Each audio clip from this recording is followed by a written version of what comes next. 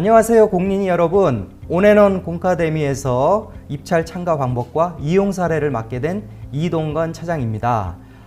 여러분들이 많이들 궁금해 하셨을 겁니다. 오늘 이 시간에 조금이라도 익히셔서 저희 온비드를 많이 이용해 주시기 바랍니다. 우선 입찰 참가 순서에 들어가기 앞서 먼저 절차를 간략히 좀 말씀을 드리겠습니다. 우선은 온비드 회원가입, 그 다음 공인인증서 등록, 그 다음 입찰 물건 확인, 입찰자 정보 및 입찰 참가자 준수규칙 확인을 하시고, 그리고 입찰 보증금 환불계좌 등록을 하신 후에 입찰서 제출을 통해서 최후 계좌이체를 통해서 입찰 보증금 납부와 마지막으로 나의 온비드를 통해서 입찰 결과 확인을 하시는 순서대로 진행하시면 됩니다. 만약에 온비드에 궁금한 사항이 생기셔서 도움을 원하신다면은 저희 온비드 고객지원센터와 24시간 항상 대기나 아무 장소에서 인터넷이 되면 챗봇 시스템 온다비를 통해서 도움을 받으실 수 있습니다. 회원가입은 개인 포함 모든 사람이 이용하시도록 항상 오픈이 되어 있습니다. 개인의 경우에는 별다른 승인 없이 바로 회원가입이 가능하시고요. 개인 사업자는 대표자만 본인 인증 절차를 거쳐서 서류 제출 승인 후 회원가입이 가능합니다. 그리고 이제 법인인 경우에는 본인 인증 절차 없이도 서류 제출 승인 후 직원분들께서도 회원가입이 가능하십니다. 그리고 가장 중요한 것은 공인인증서 등록입니다. 얼마 전에 공인인증서 제도가 폐지되었다고 하죠. 앞으로는 다양한 인증수단도 가능하다고 하니까 저희 온비드에서도 이에 발맞춰 준비도 하고 있습니다. 머지않아 여러분들이 좀 더 편리한 서비스를 제공받으실 수 있으시니까 너무 걱정하지 마시고, 그렇다고 해서 지금 공인인증서를 발급받으신 분들이 못 쓰느냐, 그건 아닙니다. 계속적으로 쓸 수는 있으니까 그 부분에 대해서는 문제없이 사용하셔도 됩니다. 공인인증서 발급은 저희 온비드 전용 공인인증서가 있고, 그리고 은행이나 우체국 가셔서 전자거래 범용 공인인증서라고 해서 신청하셔서 두 가지에서 아무거나 선택하셔서 사용하실 수가 있습니다. 공인인증서 등록까지 마치셨다면 이제 본격적으로 여러분들이 입찰 참가 이제 시작을 하셔도 됩니다. 그러면 지금부터는 이제 물건을 확인하셔서 내가 입찰한 물건을 찾아서 준비를 하시는 시작 단계가 이제 말씀을 드리겠습니다. 지금부터는. 그래서 가장 쉬운 거는 통합 검색을 통해서 여러분들이 검색 물건을 찾으실 수가 있고, 두 번째는 지금 온비드 홈페이지에 보시면 제일 눈에 띄는 게 그림 아닙니까? 시각적으로 그림을 통해서 들어가셔서 마우스를 클릭을 하시면 각각의 그림에 대한 물건 검색이 가능하도록 저희가 지금 연계가 되어 있습니다. 그래서 아파트, 불용품, 임야, 상가, 자동차, 단독주택, 대지, 이렇게 대표성 있는 물건들은 그림을 통해서 가능합니다. 그리고 조금 더 숙달이 되셨다면 용도별 검색, 지역별 검색, 그리고 이제 전용관을 통해서도 가능하실 겁니다. 좀 더 만약에 많이 하신 분이라면 상세 보기를 통해서 조회 순서, 그리고 금액이 낮은 순서, 높은 순서, 최근에 올라온 순서, 임박한 순서, 이런 식으로 해서 조건을 주어서 하실 수가 있고, 그리고 요새 보면은 온비드 재테크에 관심 있으신 분들이 있습니다. 이런 분들은 아예 상세 검색 부분에서 처분 방식, 그리고 소재지라든지 권역별로, 혹은 재산 유형별로, 혹은 두 가지 물건을 같이 선택해서 비교를 하면서 할 수 있는 그런 비교 검색, 테마 물건 검색까지 지금 보시는 화면에 보면 이게 테마 물건입니다. 그래서 부동산 랭킹 20, 이게 이제 주기적으로 저희가 올려놓습니다. 그래서 이런 것들을 관심 있게 보시면서 준비를 하셔도 좋을 것 같습니다. 그 다음에 이제 온비드 물건을 찾으셨다, 온비드의 입찰 물건을 찾으셨다 그러면 물건을 어떻게 보는지도 굉장히 중요합니다. 그래서 그 부분에 대해서 말씀을 드리도록 하겠습니다. 우선은 물건에서 검색 화면이 보이시면 거기에 보면 숫자들이 있습니다. 첫 번째는 입찰 물건의 몇 건이냐, 이 얘기는 뭐냐면 현재 입찰이 진행되는 건수와 그리고 대표성 있는 화면이 먼저 보여집니다. 만일에 이제 입찰 물건을 조금 더 보고 싶어 하신다 그러면 오른쪽에 더보기 플러스라고 있죠? 작게 보이지만 이 부분을 마우스로 클릭하시면 다른 목록까지도 좀 더 확대해서 보실 수가 있습니다. 그리고 이제 아래쪽에 보면 공고가 있습니다. 마찬가지로 공고도 현재 진행 중인 공고는 10건이라고 지금 나와 있죠. 10건이 지금 진행되고 있다는 얘기입니다. 이 역시도 더보기를 클릭하셔서 좀 더 정보를 보실 수가 있습니다. 그 다음에는 저희가 이제 세부적으로 들어가서 이제 다시 그 해당되는 물건을 정하셨다. 그러면 그 물건을 어떻게 보는지 또 말씀을 드리도록 하겠습니다. 우선은 가장 중요한 게 물건이 나오면 제일 눈에 띄는 게 뭐겠습니까? 제목과 사진입니다. 그래서 제목을 먼저 보시고 그 제목 위에는 간단히 어떤 용도가 표시가 돼 있죠. 그리고 이 부분에 대해서 지금 제목이 있고 그 아래 보면 임대냐 처분이냐 그리고 재공고냐 그리고 재산의 유형까지 공유재산이냐 일반 경쟁 입찰 최고가 방식 이렇게 해서 좀 요약식으로 해서 이렇게 표시가 돼 있고 그 다음에 보면 해당 공고보기가 오른쪽에 보면 있습니다. 오른쪽 상단에. 그러면 해당 공고보기를 클릭하시면 바로 공고문을 보실 수가 있도록 지금 돼 있습니다. 그래서 이 부분도 놓치지 않고 순서대로 보시면 좋습니다. 그리고 또 중요한 게 뭐냐면 사진 밑에 항상 보면 입찰 유형이라는 게 있어요, 여러분들. 이 입찰 유형은 한마디로 해서 눈에 확 처음에 전체적인 이 물건이 어떤 방향으로 해서 진행이 될 것인지를 보여주는 겁니다. 우선은 보면 전자보증서 가능 부분에 체크가 안 돼 있습니다. 그렇다면 이거는 현금 입찰밖에 안 된다는 얘기고요. 그리고 공동 입찰 가능이나 그리고 대리 입찰 가능 부분이 체크가 돼 있죠. 그러면 이거는 공동 입찰도 대리 입찰도 가능하다는 얘기입니다. 또 중요한 거는 2회 이상 입찰 가능이라고 표시가 돼 있어요. 이거는 흔치는 않습니다. 2회 이상 입찰 가능이라고 표시가 돼 있으면 여러분들이 한번 하다가 마음이 조금 바뀌셔서 혹은 내가 좀 여유가 있어서 한 번 더 하고 싶다. 약간 놓친 부분이 있다. 그러면 한 번 더 하실 수가 있는 그런 부분을 정해놓은 것입니다. 이 부분은 이제 기관마다 다르기 때문에 대부분은 2회 이상 입찰 가능에 표시가 안 돼 있는 게 대부분이겠죠. 그리고 2인 미만 유찰 여부에도 체크가 안 돼 있죠. 그러면 2인 미만 유찰 여부에 체크가 돼 있다 그러면 2인 미만인 경우에는 유찰이 된다. 이런 부분이라고 보면 되고 2인 미만의 유찰 여부가 체크가 돼 있으면 이 부분은 2인 이상 들어와야 낙찰자를 선정할 수 있다는 그런 얘기입니다. 그래서 이런 부분 또 유념해서 보셔야 되고 차순위 매수 신청 가능 부분이 있어요. 요거는 좀 어려운데 차순위 부분 같은 경우는 저희 캔코에서 지금 처분하고 있는 압류재산들이 있습니다. 조세, 체납, 압류재산. 이런 압류재산 같은 경우에 국세징수법, 지방세징수법에 차순위 신청 절차가 명시가 돼 있어요. 그래서 이런 경우에는 체크가 돼 있다 그러면 이용기관에서 혹은 처음 받은 낙찰자분이 변심하셔가지고 낙찰 포기를 하신다 그러면 그 다음에 정할 수 있는 그런 절차 어떤 다음 높은 금액을 썼거나 혹은 어떤 조건이 맞으면 그 다음 입찰 참가하신 분이 어떤 낙찰의 기회를 보실 수 있는 그런 거라고 보시면 됩니다. 그래서 보시면 그렇게 이해를 하시면 되고요. 그리고 오른쪽에 보면은 관심물건 등록과 옆에 입찰 그리고 금액 부분이 있죠. 가장 중요하죠. 금액 부분이 제일 처음에 보면 사진과 금액 이 부분이 눈에 확 들어올 겁니다. 그래서 금액은 말씀 그대로 입찰을 내가 참가할 때 이 금액 이상 그렇죠? 쓰신다고 보시면 이해가 되실 겁니다. 그리고 아래쪽에 보면 관심물건 입찰이라고 있습니다. 관심물건 등록은 내가 지금 당장은 하기 싫다. 그러나 나중에라도 이 물건에 대해서 다시 한번 들어가서 보고 싶다 그러면 장바구니 같은 기능이라고 보시면 됩니다. 그리고 옆에 이제 입찰 버튼. 제일 중요한 건 입찰 버튼이 지금 파란색으로 해서 지금 생성이 돼 있죠. 입찰 버튼이 꺼져 있는 경우가 있어요. 파란색이 아닌 그냥 오프, 그냥 꺼진 상태. 이런 경우에는 현재 입찰을 하실 수가 없다는 얘기입니다. 그래서 전체적인 이런 화면에 이해를 하시면 되고요.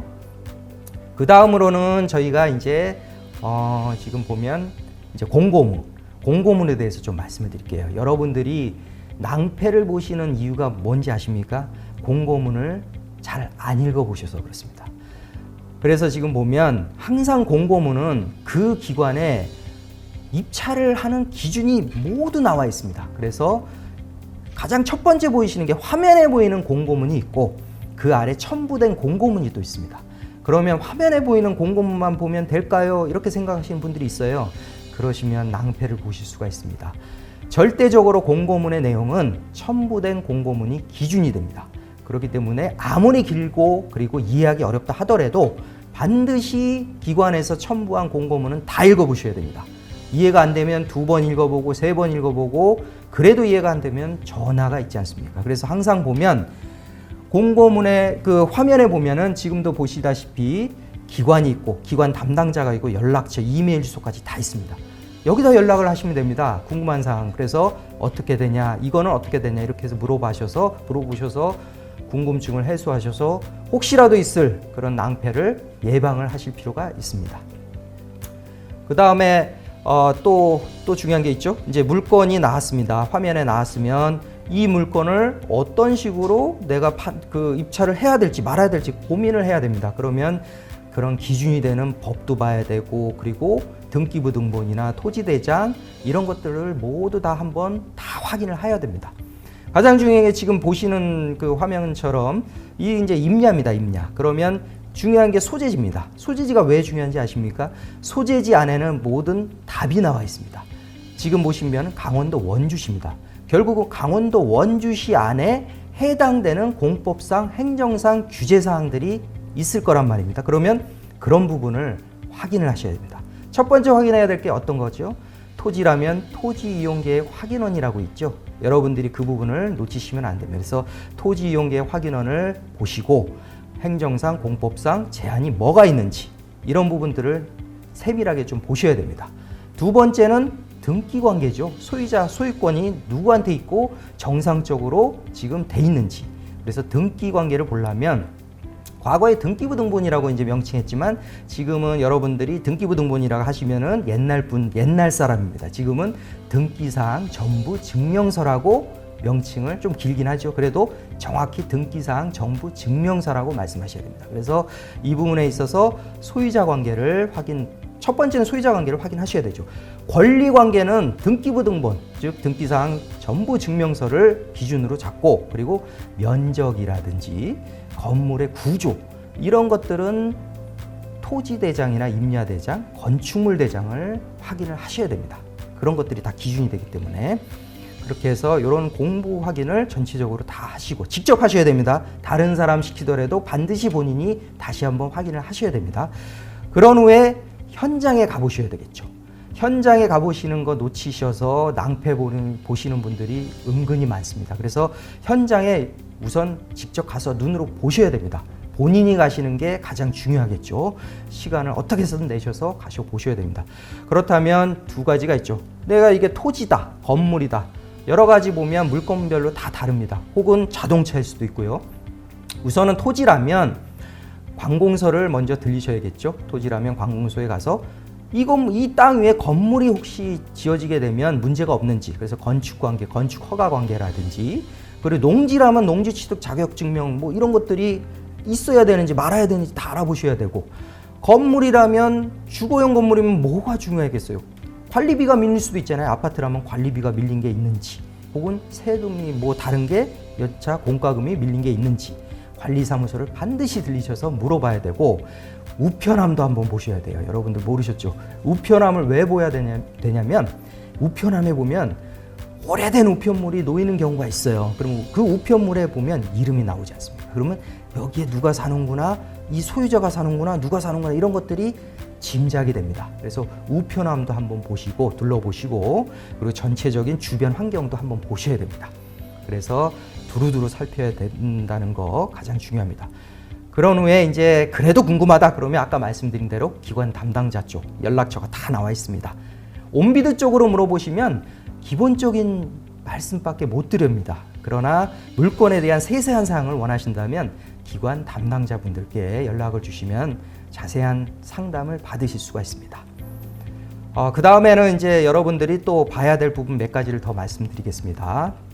우선은 입찰 참가 조건이라는 게 있어요. 이게 어떤 건지 좀 약간 신경 써야 될 부분들이 있어요. 예를 들어서 학교 매점 같은 경우가 있습니다. 학교 매점은 보통 일반인들이 참여해서 하실 수 있는 경우가 많지가 않습니다. 대부분이 제한 경쟁을 두고 있거나 지역 경쟁을 두고 있습니다. 그 지역에 사시는 분들에 한해서, 혹은 국가유공자, 한부모 가족, 그 밖에 무슨 고령, 몇 세 이상 이런 조건들을 다 넣어서 제한 조건을 둔 사람만이 낙찰자로 선정할 수 있는, 우선순위를 선정할 수 있는 그런 부분들이 있습니다. 그래서 이런 입찰 참가 조건을 반드시 보셔야 되고, 두 번째는 물건마다 사진이 있고 오른쪽에 보면 아까 말씀드렸죠. 작게나마 일방 경쟁이냐 제한 경쟁이냐 지명 경쟁이냐 있습니다. 그래서 색깔로 짙게 표시된 것들은 특이한 경우니까 눈여겨보셔야 됩니다. 이런 부분들은. 그 다음에 또 중요한 게 부가세죠.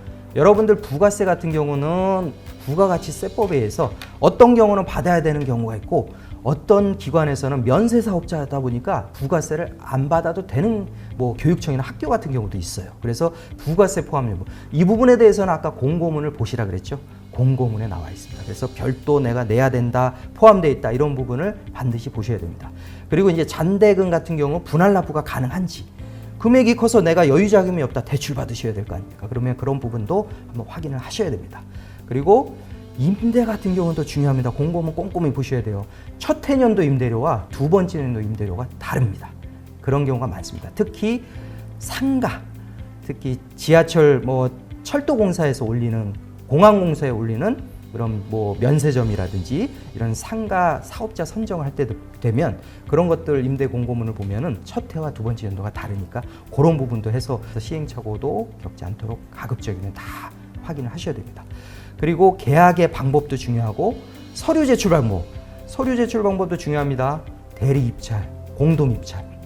어떤 경우는 대리 입찰 같은 경우, 공동 입찰 같은 경우 서류를 복잡하게 제출을 요구하는 기관도 있습니다. 그래서 그런 부분 꼼꼼히 보셔서 어떤 서류가 누락되지 않도록, 왜냐하면 서류가 누락돼서 낙찰자 선정에 장애 조건이 돼서 유찰 처리되는 경우도 있습니다. 발생하고 있습니다. 그 다음에 인테리어 뭐 하자 보수 책임이라든지, 그리고 이제 동산, 차량 같은 경우 또 중요한 부분이 있죠. 인도 조건. 차량을 내가 샀습니다.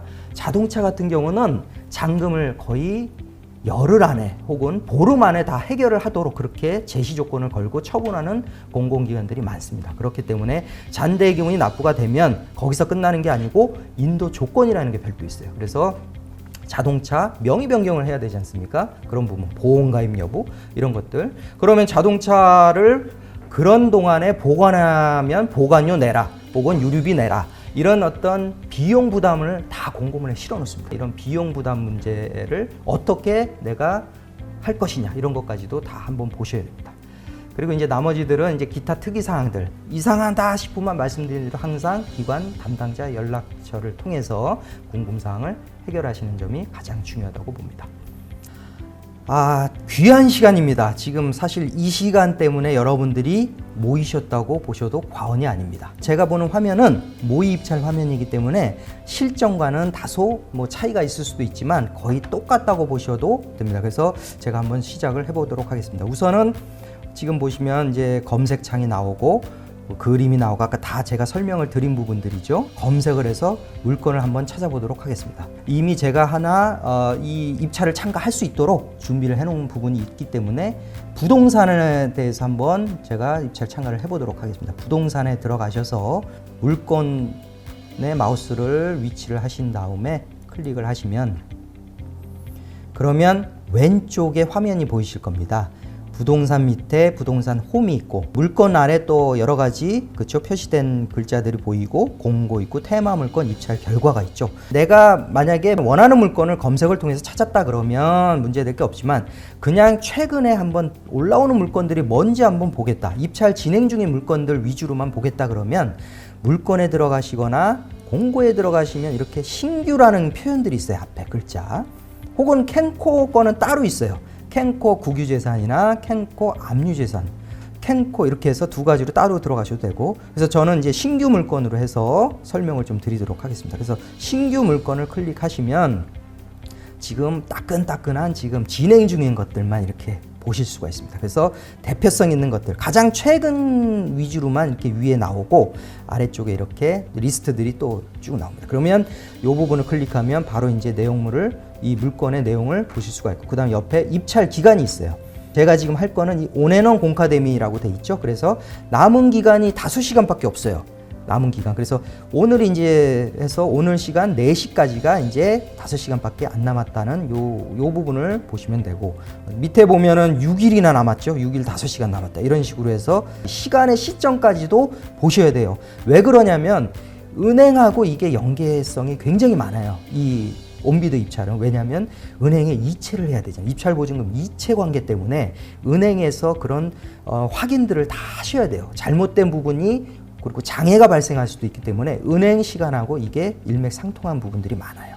그래서 이 시간들까지도 확인하셔야 되고, 그 옆에 보면은 최저 입찰가, 감정가, 최초 예정가, 최저 입찰 가율 이렇게 복잡하게 돼 있어요.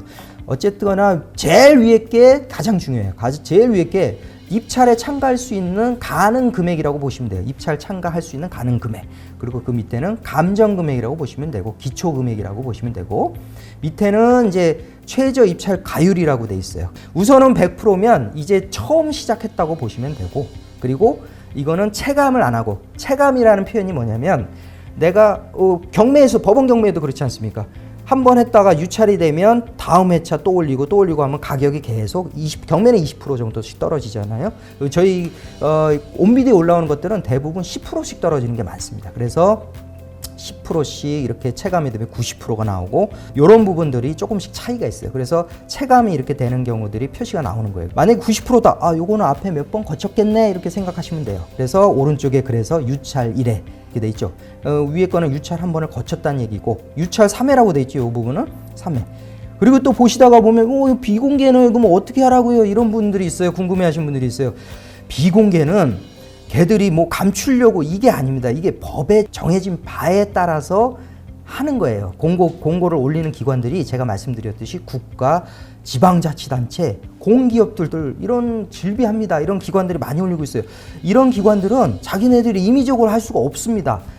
법이 있어요. 국가계약법령, 지방계약법령, 그리고 공기업 준정부기관, 계약사무 규칙이라든지 이런 것들이 다 있어요. 그래서 거기에 따라서 하다 보면 입찰 제시 금액, 그러니까 입찰 최저 예상 가격을 제시할 수도 있고 제시 안 할 수도 있어요. 임의로 이거를 하고 안 하고를 정해서 하는 게 아닙니다. 비공개면 그러면 어떻게 해요? 그래서 감정 평가 금액이나 기초 금액을 확인하시라는 거예요. 비공개라 하더라도 들어가 보면 감정 평가서가 있으면 보실 수가 있어요. 그게 기초 금액이 되는 거죠. 그래서 그걸 기준으로 여러분들이 판단을 하시면 됩니다. 참고로 감정 평가서를 보시려면 회원가입을 하셔야 돼요. 반드시. 회원가입 없이 감정서가 안 보여요 해서 고객지원센터로 전화 주시는 분들도 있어요. 회원가입을 하셔야지 감정평가서를 보실 수가 있습니다. 그리고 이제 여러분들이 또 조회수를 그냥 대수롭지 않게 생각하시는 분들이 있어요. 조회 숫자야말로 또 중요해요. 왜냐? 얼마나 인기가 많으면 여기는 10번이지만 어떤 경우에는 500번도 있고 1000번 가까이 되는 것도 있겠죠.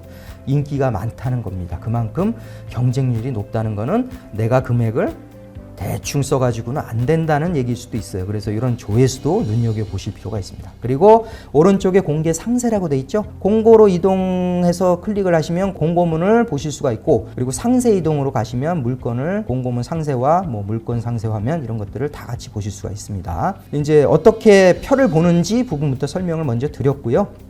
그리고 아까 우리가 배웠지 않습니까? 조회 조금 숙련이 된 분들은 이런 조회, 그렇죠? 조건을 건 조회까지도 가능하시겠죠? 이런 것들. 그리고 아까 장바구니 기능 말씀드렸죠. 관심 물건 등록. 요게 장바구니 등록. 그래서 요걸 보시다가 아니면 여기서 체크를 하고 관심 물건 등록을 해 놓으셔도 돼요. 굳이 클릭해서 안 들어가시고 체크하셔서 하셔도 되고, 조금 더 이거를 영업으로 하시거나 내가 온비드 재테크를 한 몇 년 전부터 하고 있다 그러면 물건 비교 많이 하십니다. 이렇게 한번 비교를 해볼까요? 제가 두 가지를 선택했어요. 물건 비교를 한번 보면 지금 보시다시피 이렇게 보면 두 가지가 떠 있어요. 이게 3개 해도 나오죠. 2개만 지금 해봤어요. 그래서 여기 보면 비교를 이렇게 할 수가 있어요. 내가 잡종지와 단독주택, 이제 이런 경우는 보통 이런 거겠죠. 같은 그 유형의 용도를 보고 이게 더 낫냐 저게 더 낫냐, 우리 옷도 보면 두 가지 놓고 입어보고 사는 경우도 있고 색상으로만 보는 경우도 있고 많지 않습니까? 그래서 비교해서 여기서 이제 먼저 우선적으로 이게 더 나을 것 같다 해서 정할 수도 있고, 그리고 또 하나는 뭐냐면 여러 가지 보면 조건들이 있어요. 금액들이 일단 가장 눈에 띄겠지만 여기 보면은 지금 물건의 자산도 또 중요해요. 이건 국유재산이고 이건 일반 재산이에요. 그럼 국유재산은 국유재산 법에 따라서 제한을 받는 경우가 조금 더 강화돼 있겠죠. 그러나 일반 재산은 조금 덜 하겠죠. 이런 완화가 이거는 조금 내가 해도 조금 수월하고 특별한 제재가 없을 수도 있겠구나. 뭐 이런 것들도 판단하실 수가 있고, 그리고 또 입찰 일정이나 이런 것들도 좀 봐야겠죠. 이렇게 해서 비교를 해보시면서 정하시는 방법도 있다 하는 거를 다시 한번 말씀드렸습니다. 이제 한번 들어가 볼게요. 그래서 온앤온 공카데미 해서 클릭을 해서 들어가 보면 이렇게 물건에 이제 사진이 있고, 요거는 이제 제가 이제 잡종지를 한번 입찰을 해보려고 해요. 그래서 국유재산이면서 잡종지. 여기 보면 물건 정보라고 보이고, 물건 정보의 첫 번째 물건 관리번호라는 게 있어요. 간혹 이제 상담하실 때 보면 물어봐요. 상대방 담당자가 어디 소재지 물건입니까? 아니면 어디 거예요? 궁금하신 게 뭐예요? 하면 순간 내가 뭘 그럼 얘기해 줘야 될지 가장 먼저 답하는 거는 소재지겠죠. 근데 그거보다 더 정확한 거는 뭐냐면 관리번호예요. 물건 관리번호가 오히려 더 찾기가 편할 수도 있어요. 그래서 물건 관리번호를 말씀해 주시면 더 좋을 것 같아요. 그리고 공고도 마찬가지로 공고 번호라는 게 있겠죠. 그래서 이런 관리번호를 좀 적어 두셨거나 아니면 캡처를 해 놓으실 필요가 있고, 그 다음에 이제 제목 보시라 그랬죠. 제목 밑에 또 중요한 것들이 정리가 돼 있다 그랬죠. 그래서 이 온앤온 공카데미 요건 같은 경우는 일반 공고고 매각이에요. 그리고 인터넷 입찰, 요게 현장도 있어요. 간혹 현장은 뭐냐면 공고만 온비드를 통해서 하고 실제 입찰은 그 기관에서 정한 장소에 가셔서 방문을 하시는 거죠. 예전 방식이에요. 그래서 거기 가셔서 할 수 있다는 그런 거로 보시면 돼요. 그래서 현장이라고 이게 돼 있는 경우도 있어요. 그리고 국유재산이냐 물건 유형이 물건 이제 어떤 종류의 재산인지 나와 있고, 그 다음부터 중요하죠. 일반 경쟁, 아까 말씀드린 대로 이게 제한 경쟁이나 지명적인 경쟁일 수가 있어요. 그리고 최고가 방식이냐 총액이냐. 최고가 방식이 대부분 많지만 간혹 가다가 추천 방식이라고도 있어요. 추천 방식. 우리 그 분양 이런 거 아시죠? 그래서 분양 같은 경우가 추천 방식이 좀 많아요. 그래서 추천 방식 같은 경우는 여기 추천 방식 이렇게 바뀌어 있겠죠. 그리고 이제 총액이냐. 이것도 보면 총액도 있지만 단가라고 있는 경우도 있어요. 단가는 뭐겠어요? 여러분들 고철이나 재활용품 이런 것들도 간혹 올라옵니다. 그런 것들 한번 보세요. 그러면 단가 입찰 많이 올라옵니다. 그래서 그런 것들도 좀 뭐 원하시는 분들이 있기 때문에 입찰 그 방식으로 해서 올리는 겁니다. 그래서 지금 보시는 거는 이제 잡종지고, 그래서 이제 토지 여기 보면 면적이 나오죠. 100평이죠. 토지 330평방미터고, 그리고 감정평가 금액이 나와요. 1억 1,000만 원. 입찰 방식은 일반 경쟁 최고가 방식 총액, 그리고 입찰 기간이 나옵니다. 그래서 일정 시간, 몇 시부터 시작해서 몇 시까지, 요 시간까지 보시라고 했죠. 종료 시점의 시간까지 반드시 보셔야 돼요. 그리고 유찰 횟수 요거는 참고로 보시라는 거고, 중요하다 그랬죠. 기관이 여기 보면 집행기관이라는 의미가 공고를 올린 기관이에요. 그래서 매각하는 기관, 임대하는 기관이 어디냐 그걸 표시해 놨고, 그다음 밑에 담당자 정보가 있고 전화번호가 여기 있지 않습니까? 그래서 이거를 많이 활용하시란 얘기예요. 참고로 저 캔코에서 이제 한국자산관리공사에서 올리는 압류재산이나 국유재산은 콜센터, 고객지원센터를 통해서 담당자를 좀 그 안내를 받으실 수가 있으니까 너무 그 콜센터 번호가 있다 해가지고 이거 뭐 내가 이 서비스 제대로 받을 수 있을까 의심하지 마시고 그쪽을 통해서 궁금한 사항을 해결하실 수 있습니다. 그 다음에 이제 입찰 금액이 나와 있고 밑에 장바구니 기능 또 말씀드리죠. 관심물건 등록, 전자보증서 발급 신청, 이거 뭐예요? 물어보시는 분이 있을 거예요. 입찰 보증금은 뭔지 아시죠? 제가 설명 안 드려도 알겠죠? 입찰 보증금이라는 건 현금뿐만 아니라 이 기관에서 예를 들어 보증을 할 수 있는 서울보증보험이 대표 기관이죠. 이런 전자보증서로도 대체가 가능해요. 그래서 전자보증서 같은 경우는 다만 이제 미리 더 빨리 좀 준비를 하셔야 돼요. 보통 현금 입찰은 당일 시점, 요 시점까지는 허용이 되지만 전자보증서 같은 경우는 전날 영업시간까지예요. 서울보증보험에서 지정해 놓고 있어요. 그런 부분을 지정해 놓기 때문에 전날 영업시간까지 해서 보증서 발급 신청을 반드시 하셔야지 거기에 따라서 보증료가 얼마고 보증료 납부도 하셔야 되지 않습니까? 그래서 보증서가 끊어져요. 그렇게 해서 미리 좀 준비를 하시는 그 차이가 있다. 그래서 이 부분은 전자보증서 발급 신청이 띄어져 있지만 어떤 경우는 대부분 요거 없고 관심물건 등록과 입찰만 나오는 그런 화면들이 많겠죠. 그리고 또 중요한 게 뭐냐면 왼편에는 이제 뭐 사진이 있고 지도, 지적도, 위치도 클릭하면 하나씩 하나씩 다 보실 수가 있어요. 현황조서서까지. 그리고 이제 아까 말씀드린 입찰 유형이에요. 여기도 보면 나와 있죠. 전자보증서 가능하냐, 공동 입찰 가능하냐. 여기 지금 체크된 거 보면 전자보증서 가능하다, 그리고 2회 이상 입찰 가능하다라고 또 돼 있고 대리 입찰 가능하다라고 또 체크가 돼 있어요. 그러면 이런 부분들은 허용이 된다는 얘기이기 때문에 여기에 맞춰서 준비를 하시면 된다는 거예요. 이 화면만 딱 보고서 그 다음에 이제 물건 세부 정보들이 쭉 나옵니다. 다시 한번 여기에 대한 뭐 위치 및 이용 현황들, 이 부분도 많이 읽어보셔야 돼요. 특히 압류재산은 이 부분과 압류재산 요 아래, 지금은 저 볼 수가 없지만 요 아래 부분에 유의사항까지도 같이 나와요. 그래서 그 부분까지도 간과하지 마시고 다 보셔야 돼요. 그래서 압류재산 같은 경우는 빨간색으로 보면 뭐 유의사항 이렇게 해서 빨간색으로 표시가 돼서 보면 안내글이 있어요. 이런 것들을 유의하라, 이런 것들을 확인하라, 이런 것들. 그래서 요 내용들을 다 보셔야 됩니다. 그리고 감정평가서, 여기 지금은 이제 모의 제가 그냥 시범적으로 하기 때문에 여기 안 나와 있죠. 실전에 가서는 여기 감정평가서가 나올 겁니다. 그러면 회원가입 로그인을 하셨다 그러면 클릭하시면 감정서까지도 열람하실 수가 있어요. 보실 수가 있어요. 아까 최저 입찰 예정 가격이 비공개로 되어 있는 경우 있었죠. 그런 경우는 요 기초금액, 감정평가 금액을 보시고 참고하시면서 판단하시란 얘기예요. 그래서 요 금액을 보고 대체적으로 요 정도 금액 쓰면 되겠다, 내가 입찰을 요 정도 금액에 뭐 하면 될 것 같다 하고 해서 고민을 하시는 부분도 굉장히 도움이 되실 거예요. 해서 그 다음에 또 중요한 게 이제 명도 이전 책임과 부대 조건이에요. 요것도 보면 깨알같이 써놓은 그 기관들도 있어요. 그래서 우선은 이제 명도 책임 부분들은 대체적으로 보면 매수자라든지 이런 부분들을 많이 해놨고, 그 기관에서 어떤 처분 방침, 이런 지침이나 이런 것들에 의해서 정해놓고 입찰을 진행하기 때문에 거기에 따라서 이제 하는 거예요. 그래서 이제 매수자냐 매도자냐 이런 부분, 혹은 뭐 협의 후 결정 이런 경우도 있고, 부대 조건도 마찬가지죠. 지금 보면 중요한 게 있어요.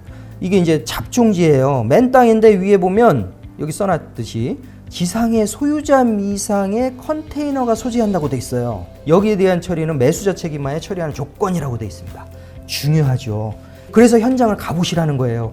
이게 현장에 가보지 않고 그 컨테이너가 어떻게 놓여져 있고 얼마나 오래됐는지, 아니면 정말 소유자를 확인할 수가 없을까, 이런 것들을 다 확인하기 위해서는 방문을 하셔야 된다는 얘기예요. 그래서 컨테이너가 소지하면 이제 보통 이 정도 이렇게 기재를 해놨다 그러면 기관에서는 파악을 하려고, 혹은 이런, 그러니까 소유자를 파악을 하려고, 혹은 이 컨테이너를 좀 그렇죠 치워놓고 팔았으면 좋겠는데, 그런 부분들을 여러 가지 노력을 이런 저런 절차를 다 거쳤는데도 안 될 경우에는 이제 보통 이런 식으로 해서 올리는 경우도 있어요. 그래서 명도나 이런 부분들을 내가 어떻게 해야 될 것인지까지도 여러분들이 판단을 하셔야겠죠. 이런 부분도 세부 정보 지금 말씀드렸고, 그 다음에 입찰 정보. 입찰 정보에 보면 아까 이제 말씀드린 요 유형에서 보면 이 세세한 부분이 또 설명이 돼서 나와요. 아까 제가 말씀드린 부분 여기에 있습니다. 전자보증서 발급을 위해서는 입찰 마감 전 영업일 6시 발급 신청을 완료하여야 하며, 여기 있지 않습니까? 그래서 이 부분을 반드시 유념하셔야 돼요. 그래서 전자보증서 발급 및 입찰서 제출은 입찰 마감 전까지 가능합니다. 요거 놓치셨다 낭패 보는 분들도 있습니다. 그래서 반드시 요거는 기억을 해 두셔야 돼요. 그리고 여기에는 없지만 또 한 가지 더 말씀드릴게요. 최근에 와서 간혹 발생되는 일이에요. 왜 10억 이상 굉장히 높은 금액들이 올라오는 경우 있죠. 어디 용지들, 어디 그 지방 도시개발공사나 이런 데 보면 부동산 그 땅들, 용지죠. 거기 위에 이제 건물이나 어떤 뭐 아파트 이런 것들을 지을 수 있는 대지들, 이런 것들을 매각하는 경우가 있어요. 국방시설본부가 또 많이 올라와요. 금액이 굉장합니다. 몇백억, 거의 50억 이상 되는 거였어요. 그러면 보증금 5%만 해도 상당해요. 10억 이상 뭐 보통 되는 경우가 발생하고 있어요. 그러면 10억 이상 된다 그러면 이거는 개인이 10억에 어떤 그 투자할 수 있는 분도 물론 있겠죠. 그렇지만 대부분이 이제 법인들이 많아요. 그러면 이 금액을 딱 한 번에 쏠 수가 없습니다. 워낙 크다 보니까. 결국은 이제 지준이체라는 방식이 있어요. 거래은행 가셔서 창구에 계신 직원분한테 이 말씀도 하셔야 돼요. 내가 온비드 입찰을 참가하려고 하는데 요거를 이쪽으로 보내달라. 입찰 보증금이다. 반드시 이 말씀을 하셔야 됩니다. 이거 안 하시면 그 사람들은 모를 수가 있어요. 놓칠 수가 있어요. 그래서 그 말씀을 하시고 빨리 해달라고 말씀하세요. 중요성을 거기서 먼저 다 하십니다. 그러면 한국은행을 거쳐서 이게 처리가 되는 겁니다. 기본적으로는 30분 이상 걸려요. 그래서 고액으로 입찰하시는 분들은 반드시 미리미리 좀 하시는 게 제일 중요하고, 그게 어렵다 그러면 입찰 보증금이 이체가 됐는지를 확인을 꼭 하셔야 됩니다. 그리고 이제 회차별 입찰 정보라고 있어요. 대금 납부 기한, 그렇죠? 입찰 기간, 개찰 일시 쭉 나오죠. 특히 여기 보면 대금 납부 기한이라고 있어요.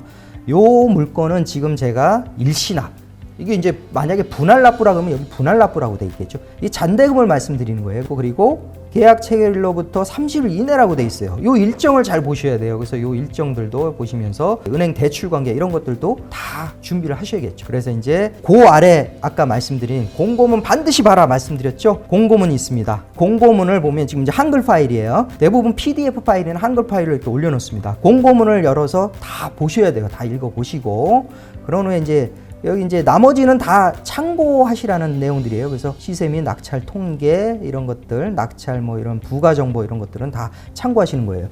여기 보면 또 유익한 정보 말씀드리면 온비디에서는 이렇게 관련 사이트로 바로 그렇죠 연계가 돼서 들어가서 보실 수가 있어요. 그래서 한국감정원, 민원 24시 제일 많이 보시는 것들이죠. 등기부, 실시간 조회 서비스, 법원, 등기소, 그리고 토지 연계 확인을 반드시 보셔야 되고 공시지가 이런 것들 다 이렇게 보실 수가 있도록 연계되어 있으니까 여기서 막바로 클릭하셔서 보실 수가 있습니다.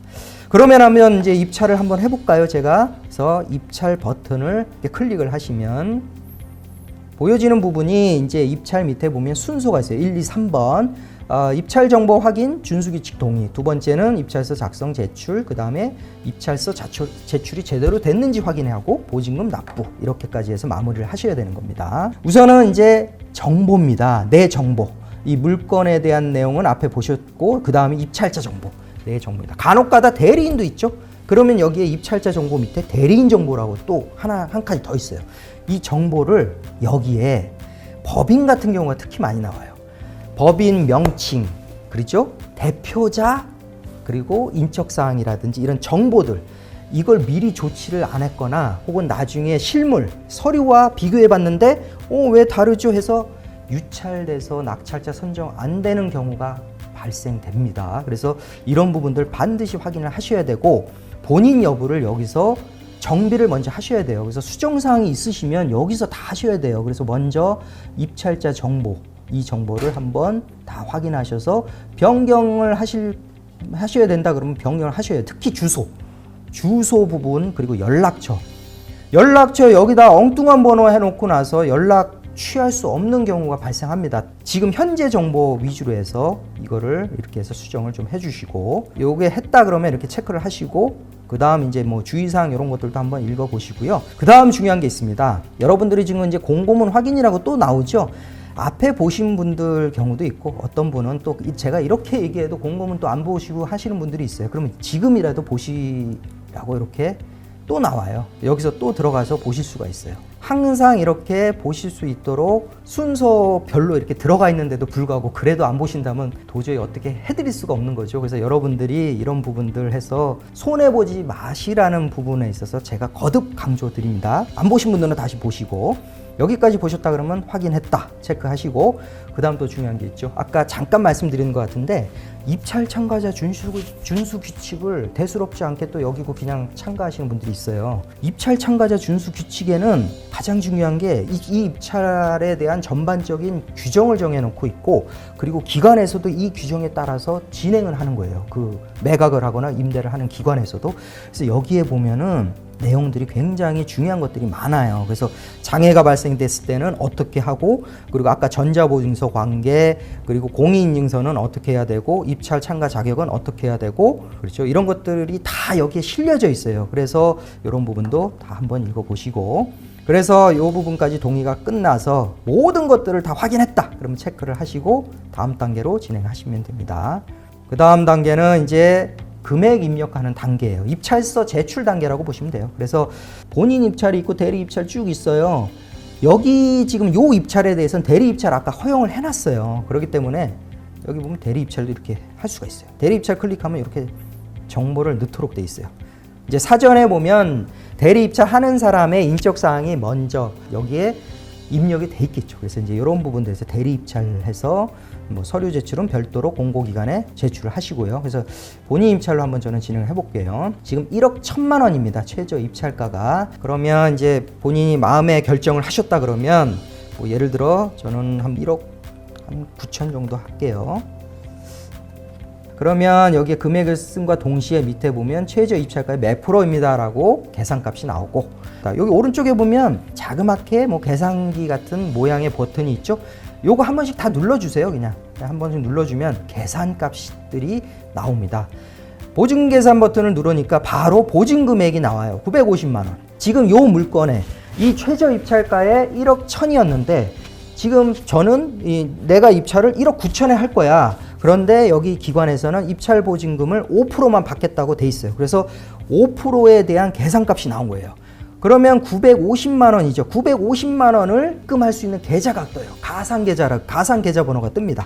거기다가 이체를 하거나 납부를 하시는 거죠. 그래서 납부 총액 확인을 또 한 번 더 눌러주시면 납부 총액 부분에 빨간색 글씨로 950만 원 나와 있고 보증금 총액입니다 나오고, 그리고 이제 밑에 보증금 납부 방식이 현금, 전자보증서. 말씀드린 대로 전자보증서다 보면 요걸 체크하고 전자보증서 관계로 들어가시면 되고, 현금이다 그러면 그대로 진행하시면 돼요. 그 다음에 또 중요합니다. 여기 보면 은행이 5개 은행이 있습니다. 현재 저희 온비드하고 연계가 되어 있는 은행들이에요. 요 은행들이 지금 보면 여러 은행이 있는데 여기서 보증금 납부 계좌 은행을 선택하실 거예요. 여러분들이. 저는 여기서 일단 부산은행으로 할게요. 부산은행으로 하고, 환불 계좌라고 있습니다. 환불 계좌가 뭐냐면 여러분들이 낙찰이 되면 얼마나 좋겠지만 낙찰이 안 되는 분들도 있어요. 안타깝게. 그런 분들은 이제 내가 그쵸? 보증금은 납부했는데 그걸 받아야 될 거 아닙니까? 여기서 본인이 내가 갖고 있는 계좌 혹은 내 가족이 갖고 있는 계좌, 내 계좌만 된다 이건 아니에요. 그래서 그 계좌를 여기다가 환불 계좌 추가를 하면 입력을 하셔서 등록을 하는 거예요. 등록. 그래서 지금 보면 3개를 제가 지금 시범으로 해놨는데 제가 농협으로 지금 할게요. 그 다음에 이제 주의사항에 대해서 나옵니다. 주의사항에 보면 뭐 다른 거보다는 제일 중요한 게 아까 고액 입찰이라고 있었죠.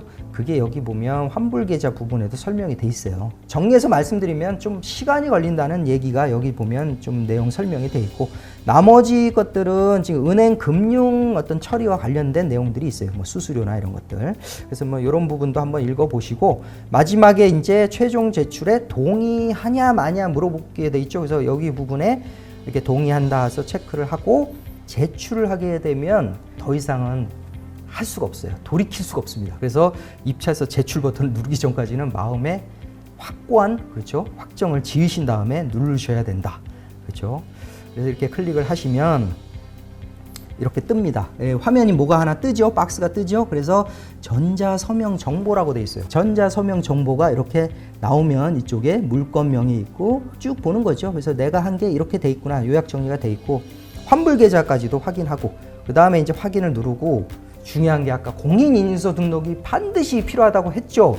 여기서 이제 공인인증서가 필요한 거예요. 그래서 보면 어떤 분은 뭐 이동식 디스크에 담아넣어서 하시는 분도 있고, 어떤 분은 하드 디스크에 있는 분도 있고, 여러 가지 상황들이 있겠죠.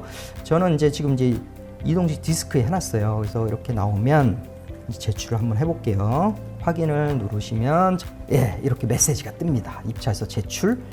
이렇게 하면 된 겁니다. 마무리가 된 거고, 요게 만약에 안 나온다 그러면 요런 상황에서, 이 상황에서 지금 오류가 떴다 그러면 다시 한번 뭐 은행을 바꾸든지 아니면 요런 경우에는 고객지원센터로 연락을 한번 하세요. 하셔가지고 어떻게 해야 되는지 그 부분에 대한 안내를 받으시는 것도 좋을 것 같습니다. 그래서 지금 보면 이제 제출이 된 부분이 나오는 거예요. 마지막 단계예요. 그래서 제출 완료되는 거예요. 여기서 입찰서가 제출되었습니다. 제목 지금 이렇게 돼 있고, 보증금 입금돼야 될 계좌가 어디 있어요? 중간에 있지 않습니까? 가상 계좌 번호에서 글자도 제일 큽니다. 부산은행 요 계좌입니다. 그러면 이거는 다른 사람도 쓸 수 있어요? 못 씁니다. 가상 계좌예요. 그래서 이거는 1인 1계좌라고 보시면 돼요. 요 계좌로 입금을 언제까지냐? 아까 말씀드렸죠. 입찰 마감일 그 시간까지 반드시 돈이 들어가야 되는 거예요. 입찰 보증금이. 여기도 뭐 나와 있죠. 이렇게 돼서 납부기한까지 입찰 보증금 뭐 수수료가 있는 경우 포함해서 만약에 납부되지 않으면 무효 처리됩니다. 무서운 말이 있습니다. 그래서 반드시 납부하신 부분을 확인하셔야 됩니다. 이렇게 해서 입찰서 제출이 끝났습니다. 그러면 여기서 끝나는 게 아닙니다. 내가 그러면 나의 입찰 내 확인 버튼을 한번 눌러보고, 여기 보면 첫 칸에 떠 있어요. 그래서 온앤온 공카데미 부산남구 문현동 1229-1 잡종지 해서 내가 입찰을 한 거고, 여기 옆에 보면 보증금 미납이라고 떠 있어요. 이게 만약에 이제 입금되면 완납으로 바뀌는 거죠. 완납으로 바뀌고 공동 입찰을 하셨다 그러면 여기 공동 입찰 내역이 이렇게 있어요. 이런 부분들 사고 그리고 나의 온비드에 한번 들어가 볼까요? 나의 온비드를 많이 활용해서요, 여러분. 나의 온비드에 보면 이런 것들이 대략적으로 다 결과치가 나와 있어요. 그래서 입찰 내가 지금 입찰 중인 물건이 몇 개고 개찰이 끝난 게 몇 개고 이런 것들. 내가 이렇게 등록을 했거나 내가 설정해 놓은 것들 물건들에 대한 결과치가 이렇게 나오는 거예요. 이상으로 이제 끝난 거예요. 입찰서 제출까지 끝났고 이제 뭐 여러분들은 이제 결과만 기다리면 되는 거겠죠. 나중에 결과는 SMS 문자로 이제 오거나 카카오, 요새는 카카오 알림톡 이렇게 해서 오게 되니까 그렇게 해서 참고하셔서 하시면 됩니다.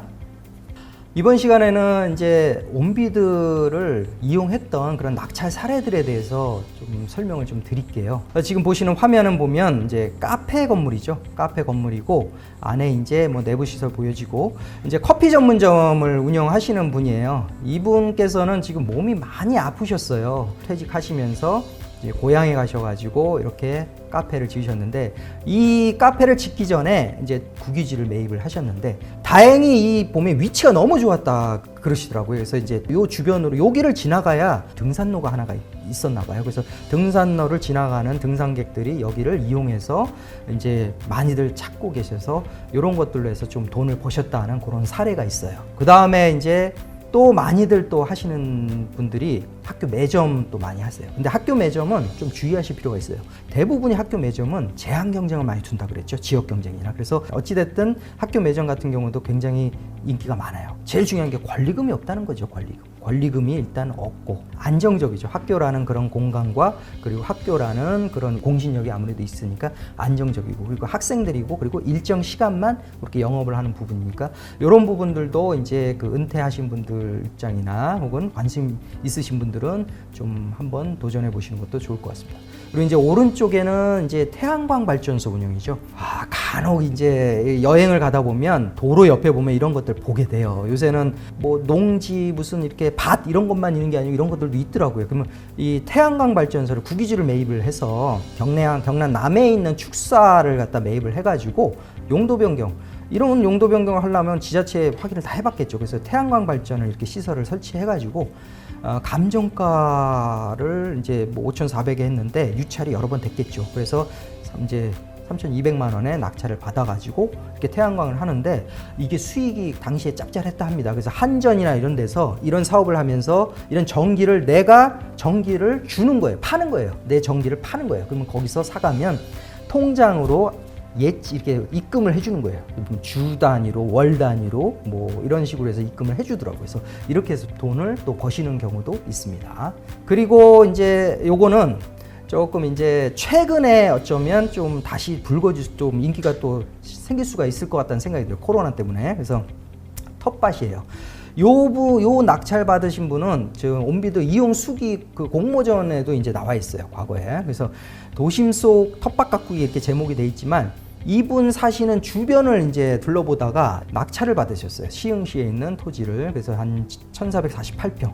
그래서 이제 여기에 뭐 농지 취득 자격증명서 뭐 이런 것들 뭐 다 절차도 다 복잡하죠. 농지들은 그런 거 다 따져봐야 되니까. 그래서 이제 그런 부분도 다 확인을 했고 해서 이제 본인도 이런 뭐 여가라든지 이런 취미 활동에 필요하다 싶어서 이제 그렇죠? 주말 농장식으로 해가지고 이렇게 가꾸셨어요. 그렇게 해서 주말 농장을 했는데 당시 낙찰 받았을 때 최저 입찰가 대비 283%나 낙찰가율이 뭐 오른 만큼 굉장히 경쟁률이 높아서 10대 1 경쟁률. 그래서 굉장한 이런 경쟁률 뚫고 이렇게 해서 이제 본인이 이제 여러 가지 이제 여가 활동에 필요한 이런 그 온비드 낙찰 사례도 있으니까 여러분들도 주변에 대게만 계시지 마시고 주변에 산책을 하시다가 혹시라도 뭐 주소지 이런 소지 지역 그 검색도 가능하시니까 이런 것들도 한번 뭐 눈여겨 보셔서 만약에 물건이 올라왔다 그러면 한번 도전해 보시는 것도 좋지 않을까 싶습니다. 온비드에는 그냥 우리가 흔히 보는 뭐 토지나 건물 이런 것만 있는 게 아니에요. 굉장히 특이한 물건들도 있습니다. 지금 보시는 고가 이런 핸드백, 뭐 시계, 그렇죠? 그리고 그림, 새끼돼지 보이죠? 새끼돼지. 저 새끼돼지도 있고 그리고 소, 재밌죠? 이런 것들이 과연 올라올까? 실제로 올라오고 있습니다.